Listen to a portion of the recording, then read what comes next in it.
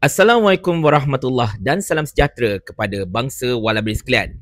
Wan Hadi berpusing-pusing, bersilat-silat, berpeluh-peluh cuba untuk cover line pendedahan eksklusif dari Syamsul Iskandar Mat Akin.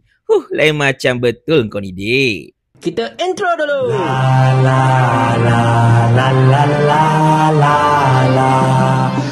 Cerita macam ni, tuan-tuan dan puan-puan sekalian. Kita kembali membicarakan tentang pendedahan eksklusif Syamsul Iskandar Mat Akin, setiausaha politik kanan kepada Perdana Menteri, berkenaan dengan apakah yang terjadi pada malam pengumuman keputusan PRU yang ke-15 bagi kerusi Parlimen Bagan Datuk. Cerita ringkas macam ni lah. Syamsul Iskandar cuma ketinggalan 348 undi di belakang Zahid Hamidi dan undi rosak pula sampai 800 lebih. Jadi Syamsul ada segala hak untuk minta recount. Tetapi jam 2.30 pagi, Anwar Ibrahim telah call dia, kata, Syamsul, tak payah cabar. BN dengan PH kita dah buat deal untuk bentuk kerajaan. 82 Pakatan Harapan, 30 lagi BN, cukup 112, tak payah nak challenge, biarkan saja Zahid menang. So, Syamsul pun tak jadilah hendak challenge. Dan benda ini telah menimbulkan cakap-cakap yang begitu dahsyat sekali di kalangan ahli-ahli politik dan juga pemerhati-pemerhati politik di seluruh negara. Sampai anak Zahid, si Nurul Hidayah, mengamuk gila-gila dengan Syamsul. Dia kata, Syamsul, kau tak payah nak hallucinate. Tak payah nak berhalusinasi sangat. Engkau tak payah nak tunjuk hero dan sebagainya. PKRBN boleh ambil tindakan terhadap Syamsul Iskandar ini dan macam-macam lagi. Tetapi tuan-tuan dan sekalian, ada seorang anak papa yang cukup tegar cuba untuk cover line, iaitulah Wan Hadi. Anda tonton video ini. Panjang video dia. Okay, for whatever reason lah, sebagai setpol kanan, setiausaha politik kanan Perdana Menteri, apa yang Datuk Seri Syamsul Iskandar, Datuk Sam sebut dalam podcast itu memang sangat sia-sia. Sia-sia, langsung tak bawa apa-apa nilai tambah kepada kerajaan perpaduan langsung. Okay, lepas ni aku harap mana-mana orang yang ada dalam kerajaan, sama ada dia pegang jawatan dalam parti ke, ataupun jawatan-jawatan peribadi dengan Perdana Menteri ke, cukup-cukup lah pergi duk bercakap benda bukan-bukan kat luar, dekat podcast ke, dekat mana-mana ke. Yang rosak ni nama kerajaan perpaduan ni juga. Cuma aku nak betulkan sikit lah beberapa naratif yang sedang dimainkan oleh pembangkang kat luar hari ni.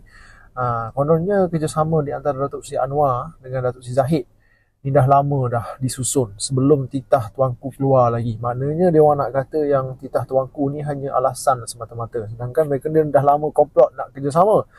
Okey, aku jawab macam ni. Yang pertama sekali, dalam podcast Datuk Sam tu, Datuk Syamsul Iskandar dia sebut pukul 2.30 pagi dia dapat satu call, panggilan telefon. Saudara, 2.30 pagi PRU 15 dah habis dah, saudara. Tak jadi satu kesalahan pun untuk Pakatan Harapan ni pergi berunding dengan mana-mana parti sekalipun. Pakatan Harapan pemegang kursi paling banyak, 82 kursi.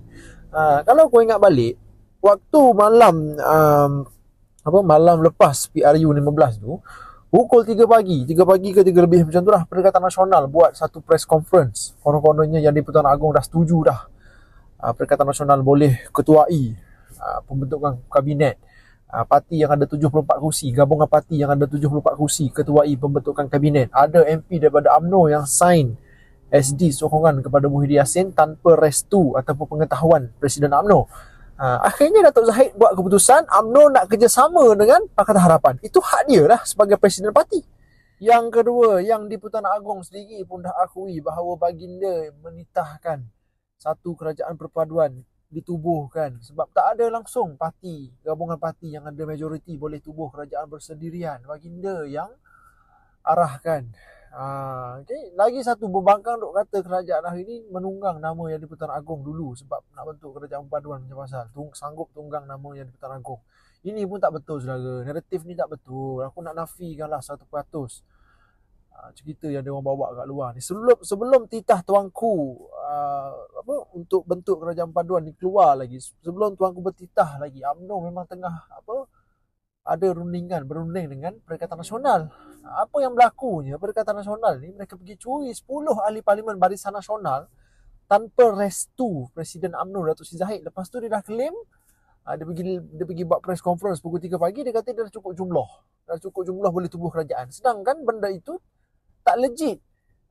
MP Barisan Nasional ini semua dah sign, aku janji dengan parti tak boleh curi MP Barisan Nasional. Waktu Tuanku Agong titah untuk bentuk kerajaan perpaduan dulu pun, Perikatan Nasional pun dijemput sama masuk dalam kerajaan paduan. Kalau Perikatan Nasional waktu itu bersetuju silap-silap Muhyiddin Yassin dan sebab Abah Midin ni timbalan Perdana Menteri hari ni.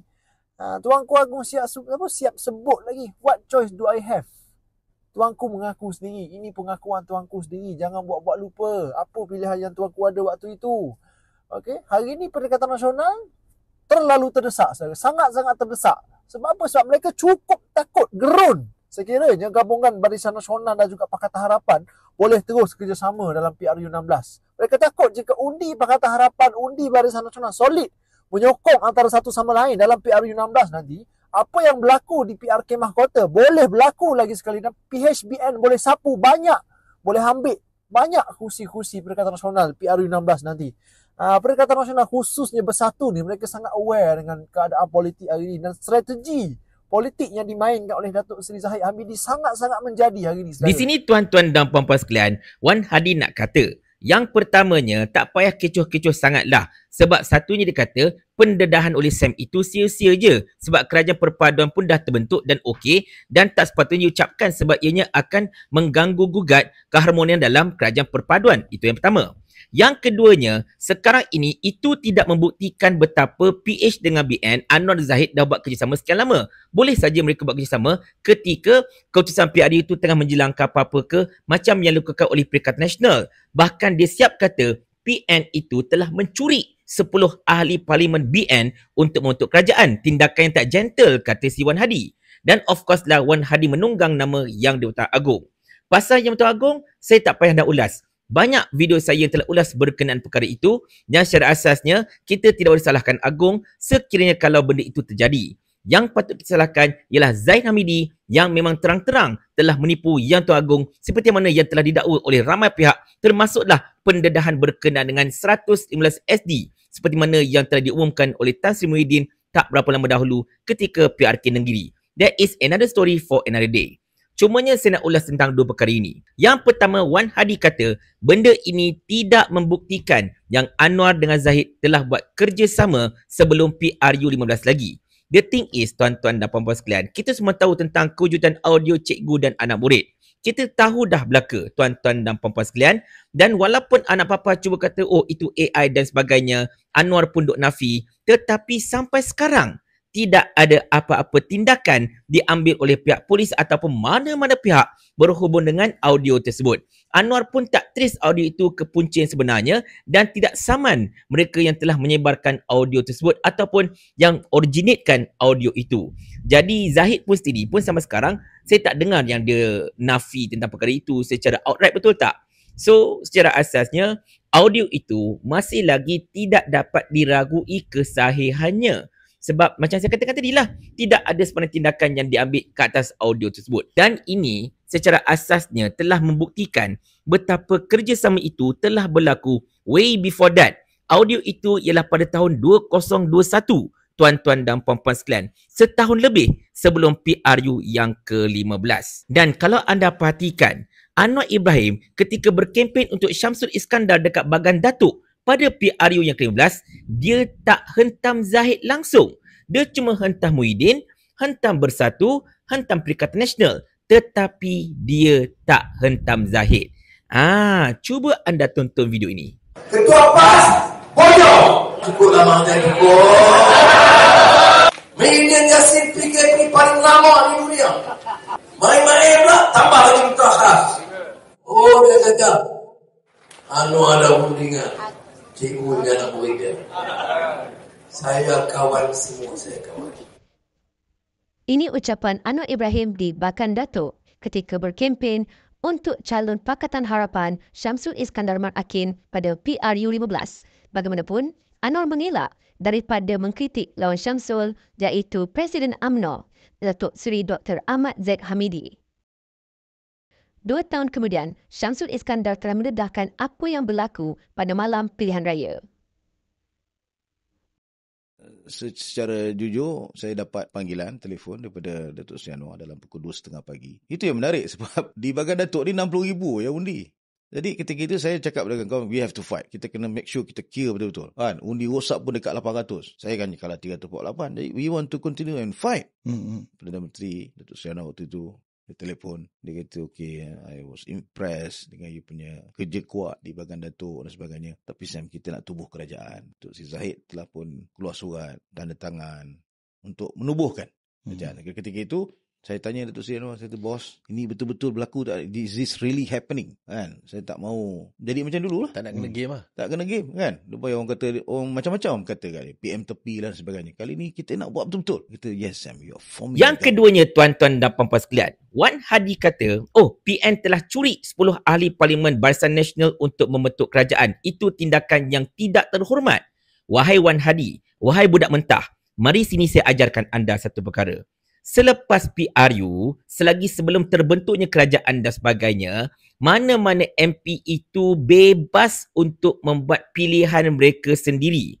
Tidak ada satu syarat pun dalam perlembagaan Malaysia nak bentuk kerajaan dan sebagainya wajib melalui en blok. Tak wujud pun. Kalau anda tengok pun klausa pelantikan Perdana Menteri oleh Yang di-Pertuan Agong pun tak sebut juga tentang wajibnya Yang di-Pertuan Agong kena pilih ikut en blok. Sebaliknya, klausa tersebut nyatakan dengan jelas Yang di-Pertuan Agong hendaklah melantik salah seorang ahli Dewan Rakyat untuk menjadi Perdana Menteri yang mana pada khidmat baginda mendapat kepercayaan dan sokongan majoriti ahli-ahli Dewan yang lain. Dia tak sebut pun pasal kena en blok dan sebagainya. So tak timbul soal PN telah curi dan macam-macam lagi. Ya, mereka memang bertanding untuk tiket Barisan Nasional dan sebagainya. Tetapi itu cuma wadah untuk mereka bertanding PRU. After than that, kalau mereka nak buat pilihan sendiri, silakan, tak ada masalah. Let's say lah, contoh kalau Pakatan Harapan nak bentuk kerajaan dan memerlukan sokongan daripada beberapa orang, sebagai contoh kan, untuk menjadi kerajaan. Dan itu hak mereka lah. Bahkan itu yang dilakukan oleh kerajaan sekarang. Pergi rembat 6 ahli Parlimen bersatu, tak bagi dia orang keluar dari parti, tetapi sokong kerajaan. Itu lagi hina. Sebab apa? Sebab kerajaan telah pun terbentuk dan telah menyalahgunakan bab peruntukan untuk menarik sokongan-sokongan ahli-ahli Parlimen. Itu lagi tidak terhormat, wahai Wan Hadi. Sebelum anda sembang tentang perkara ini, belajar dahulu perlembagaan. Kita ni dek, nak main politik, kita kena faham perlembagaan, kena faham undang-undang, kena faham rule of law.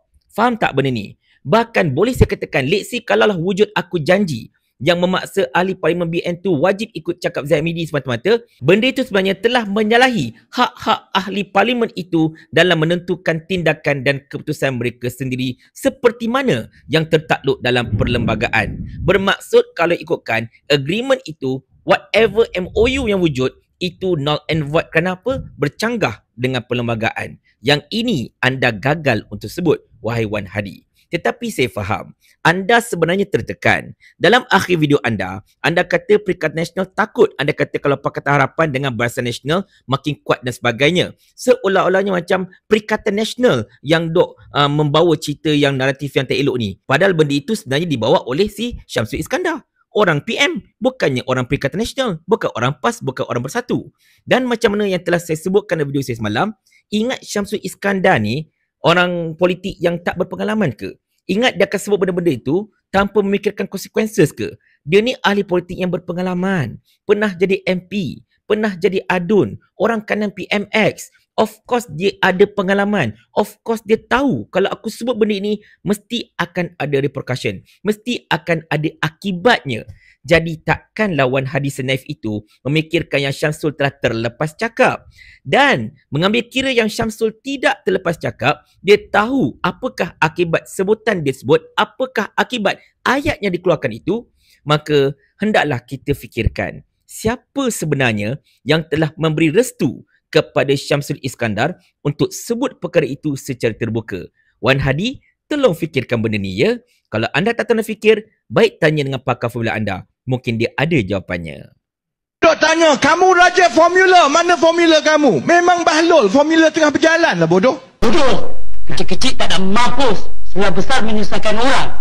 Dah tua pun bodoh. Memanglah kita orang kerajaan, yang jadi sekarang ni formula lah tu.